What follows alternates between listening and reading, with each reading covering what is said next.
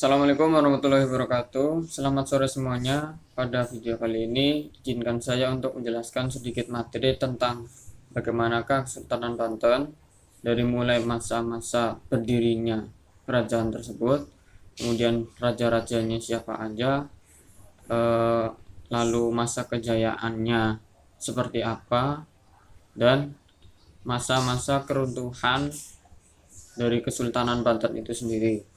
Akan tetapi di sini saya akan lebih menekankan kepada masa-masa kejayaan dari Kesultanan Banten. Sejarah singkat Kesultanan Banten.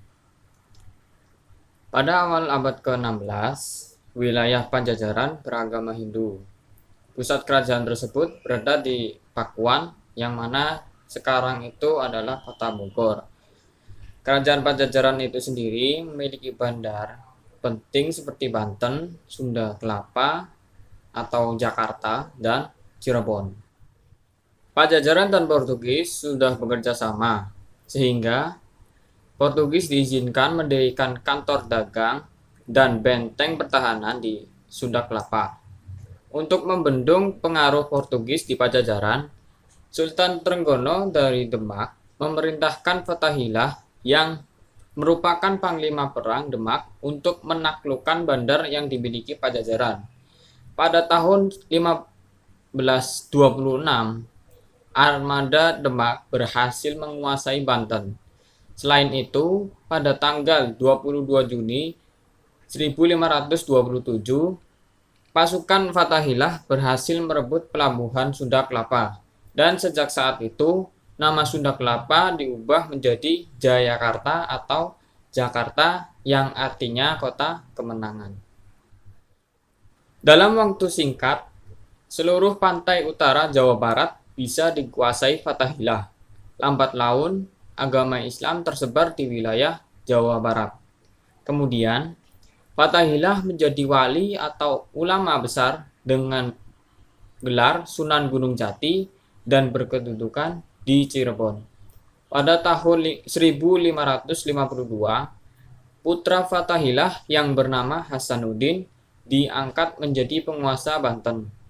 Kemudian, putranya yang lain, Pesarean, diangkat menjadi penguasa di Cirebon. Fathahillah sendiri mendirikan pusat kegiatan keagamaan di Gunung Jati, Cirebon, sehingga beliau wafat pada tahun 1568, sehingga bisa disimpulkan bahwa pada awalnya kerajaan Banten merupakan wilayah kekuasaan kerajaan Demak. Nah, sekarang yang akan saya tekankan di sini adalah masa kejayaan dari Kesultanan Banten.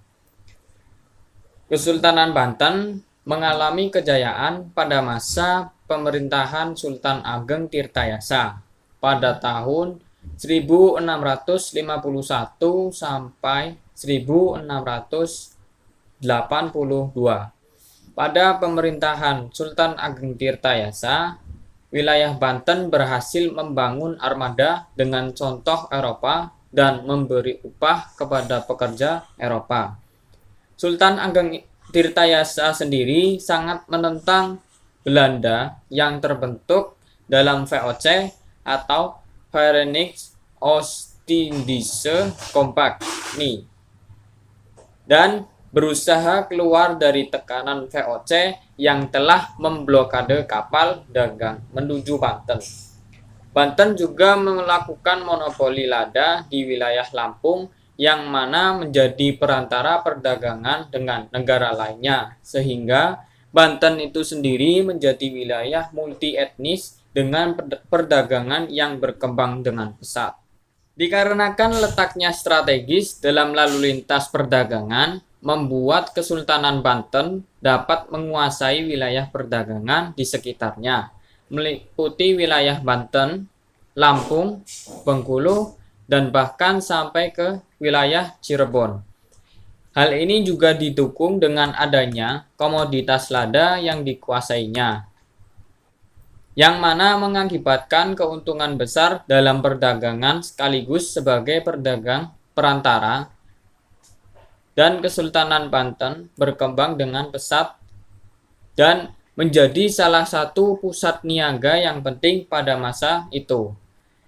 Perdagangan laut berkembang ke seluruh Nusantara. Wilayah tersebut dibantu orang Inggris, Denmark, dan Tionghoa. Banten berdagang dengan Persia, India, Siam, Vietnam, Filipina, Tiongkok, dan Jepang. Masa kemunduran Kesultanan Banten. Masa kemunduran Kesultanan Banten diakibatkan oleh perang saudara yang mana dimanfaatkan oleh VOC yang memberikan dukungan kepada Sultan Haji, adik Sultan Ageng Tirtayasa, sehingga peperangan pun terjadi tak terelakkan. Sementara VOC terus mengejar dan mematahkan perlawanan pengikut Sultan Ageng Tirtayasa yang masih berada dalam pimpinan Pangeran Purbaya dan Syekh Yusuf.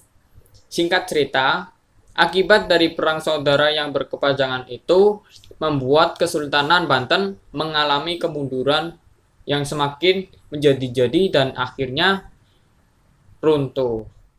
Sekian dari video penjelasan mengenai sejarah singkat dari Kesultanan Banten.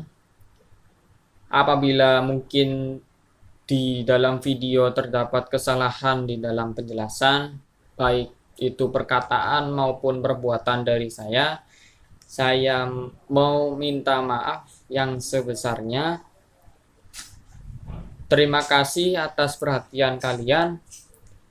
Saya tutup. Assalamualaikum warahmatullahi wabarakatuh.